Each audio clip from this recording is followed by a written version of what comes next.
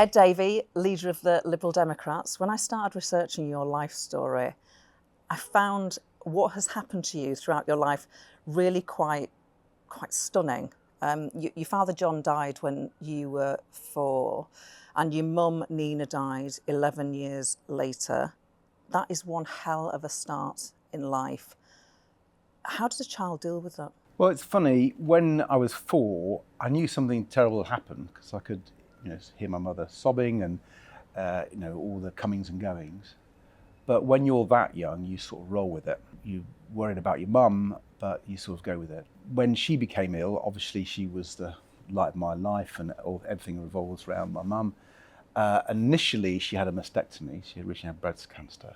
And then it went to her bones. And that's when she became terminally ill, and she became more or less bedridden and wheelchair from when I was about 12. And then she died when I was 15. And we cope with it, mainly because of the family, like most people do. So her mum and dad, my nan and granddad, were there all the time. We got great support from the neighbours. A particular family across the road, the Malhotras, were fantastic, made brilliant curries. And so it was that sort of community and family that got us through, really. And it's very hard to imagine, but you had to administer morphine to your mum when she was terminally ill. You were a young carer. Yep.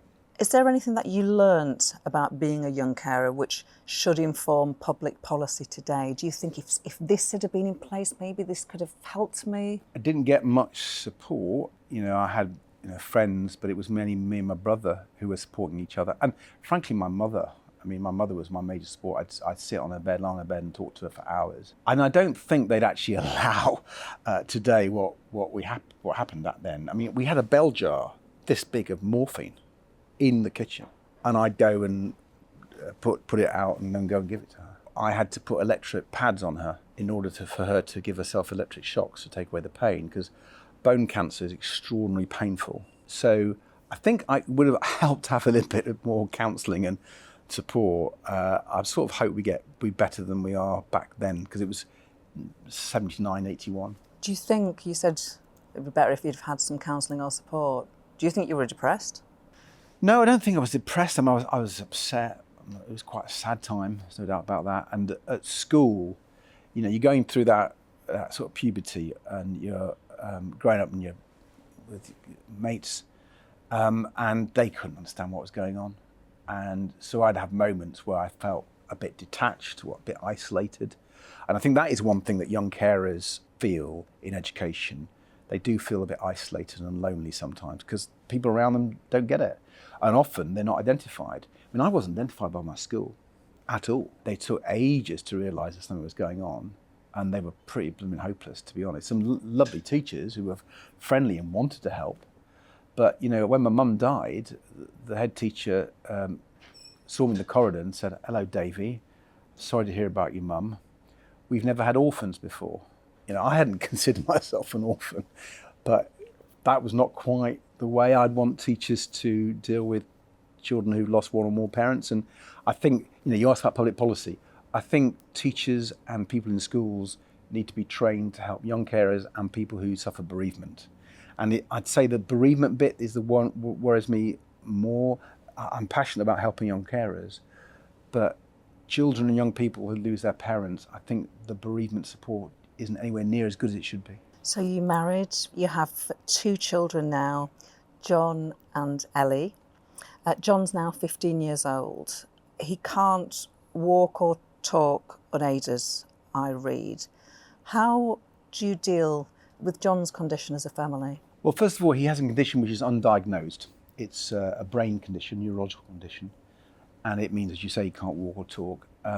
We just have to provide that care for him. So my days normally start around about 6 o'clock, when I can hear him calling out for Daddy, because he said Daddy for the first time when he was 9. Wow. Which was a major day for me. So he says Daddy quite a lot. And so I go into him and get him up. He can't get up himself. He can't go to the toilet himself. He has a nappy every night. So my first job, is very personal care. So I sort him out, I take him for a shower, I clean him, and then we massage him every morning because his condition, he'd be quite stiff. So we massage him, then we dress him and bring him down. And my wife and I do that. We try to get carer support. We're fortunate to have a very supportive family who helps us with that. Many families don't get that. And one of the things that, going to the politics, I think we need to talk about carers far more. Supporting family carers, not just looking after disabled children, but looking after a husband or wife who's got Alzheimer's, or someone who's terminally ill. We need to support carers far more. I don't ask it for myself. We can cope. You have to be very, very well organised, extremely well organised with your time. You can very time sensitive and have to plan in order to get by and get things done. And last year, your wife Emily went public with her diagnosis of multiple sclerosis. How is she? Well, she's fantastic. Her condition, she's had it for quite a long time. The diagnosis was a long time ago, but it was very gradual. And it's something called remitting MS, where you can improve a bit. But she was really hit by lockdown. Lots of people with different disabilities, MS, but other conditions, were really hit by lockdown. So for Emily, she couldn't do some of the exercise she used to do, like swimming, I think. And her mobility declined quite a bit. And so she decided she wanted to go public because it became so obvious, because she walks with sticks now. She wanted to talk about it, and so we did, and that creates challenges. But she's a real fighter, so watch this space. She'll be running the marathon if we're not careful. Women in full-time work, they're often asked, do you feel guilt? Because you've got your family and you have this high-pressured job. But it shouldn't actually just be women who are asked that question. So I'd like to ask you, do you feel guilty? Of course I do. I'm thinking about them, most of the time during the day. Bring my wife, obviously. I've got to make sure my wonderful daughter gets the time and care and support that she needs. I am fortunate because I live in London, right? So I go back to my house every day, and I am very much part of the family in the mornings, and I try to get back in the evenings whenever I can. And we organise my diary so I can be as present as I want to be, which is as much as possible. Being a MP, being a leader of a political party, you're torn in different directions. Fortunately, because Emily is in politics herself, she's a local councillor, she stood for Parliament 4 times. Unfortunately, she wasn't lucky to get elected, but she's now plays a massive role on the local council. She gets what I'm trying to do. It's a shared endeavour, and so we work very closely together. It's just one hell of a story. Because of the seniority of your position, you are the leader of the Liberal Democrats. Just want to do some bit of politics with you. Sure. So you were a cabinet minister in that last Cameron-Clegg coalition government. Wasn't that enough to put you off coalitions for good? Well, the thing was, it's interesting, the dynamics, because a lot of people didn't see what people like me were doing. I was fighting the Tories every day. I mean, I fought the Tories all my life. My first involvement in politics back in 1987 wasn't with the political party, it was with tactical voting, trying to get the Tories out, right? So I fought them all my life, and I fought them every day in the coalition. But you have to make that work for government. So I was in charge for 3 and a bit years of energy and climate change policy, which is a passion of mine. I got into politics partly because of the environment. And the Tories would try to stop me. And I had to pretend I was doing their stuff while I was getting on with doing Liberal Democrat stuff. And you had to play those games. I like to think we were pretty successful. We quadrupled Britain's renewable power, wind power and so on. And I stopped the Tories doing what they wanted to do. So politics is the art of the possible. And I was trying to get things that the Democrats believed in, more help for disadvantaged kids with the pupil premium, help people with mental health problems, renewable power, the environment.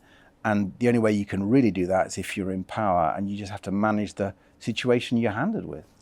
So on the logic of that argument, it would be possible if the Conservatives were the biggest party. I'm making a lot of suppositions, but I think it's a consensus that it's a fight for who's the biggest party, of course. Politics has the ability to prove us wrong. But on the logic of that argument, you could go into coalition with the Tories again. I've made it very clear. I'm glad you're giving me the opportunity to make it clear again. We will never do a deal with the Conservatives while I'm leader of the Liberal Democrats. I said a few minutes ago that I fought Conservatives all my life, and to get this awful government out of power, we have to remove a lot of Conservative MPs. And I said when I became the leader that was my mission, to remove Conservative MPs and remove this Conservative government. It would be logically bonkers having done that, to put them back. We will not do that. Now, Keir Starmer, the Labour leader, he says, we're going to win a majority government. I mean, there's a lot of scepticism about that. But if we take him at his word, then there is no role for the Liberal Democrats in any coalition government with the Labour Party. Do you think it's fanciful for him to suggest that there can be a majority Labour government? He's got to say his piece. What I do for the Democrats, I want to say why people should vote Liberal Democrat. That's the most important message for a leader, whether it's our positions on cost of living, on the NHS, on the environment, whatever it may be. I want to make people understand what we're about and to vote for local Liberal Democrat MPs as their local champions. And one thing I've learned, because I've been in politics a little while, I got elected age 31 in 97, so I've worked with lots of leaders, with Paddy Ashdown, who is my hero actually, Charles Kennedy, Mean Campbell, and so on. And what I've noticed is in elections, those that focus on winning the elections and not days after the election are most successful. So, what I'm going to do as leader of the Liberal Democrats is not fall into the trap of hypothecating and what will happen in the future. I'm going to focus on that election, so I do get rid and play the Liberal Democrat role in getting rid of this Conservative government. At the last general election, the then leader, Jo Swinson, she stood up and said, I want to be the next Prime Minister. I'm standing in front of you as the Liberal Democrat leader to become the next Prime Minister of Britain. Are you doing that? I'm going to be clear, and interview after interview, I'm going to say I want people to vote Liberal Democrat for our policies, for our great candidates, to elect as many Liberal Democrat MPs as possible. And the more Liberal Democrat MPs people vote for, the more you'll have people championing those policies in the next Parliament. Whether you're in the opposition or government, you can make a big difference. Both to your local area, to your constituency, as you know very, very well, but also into the national debate. So my job is to champion the cause of Liberal Democrat candidates, and I'm going to focus on that with laser beam-like. Do you and Keir get on? Well, I don't often chat to him, to be honest. I tend to chat to him at national events. So I don't know who did it, but I was sat next to him during the coronation. So obviously I chatted, we had a long wait, which was fine, of course, for His Majesty and Her Majesty. And I was chatting with him a lot about the event, about local elections. The other time I've had the chats with him have been at the Remembrance Sunday in Whitehall, where past prime ministers and party leaders are all sort of milling around. Yeah.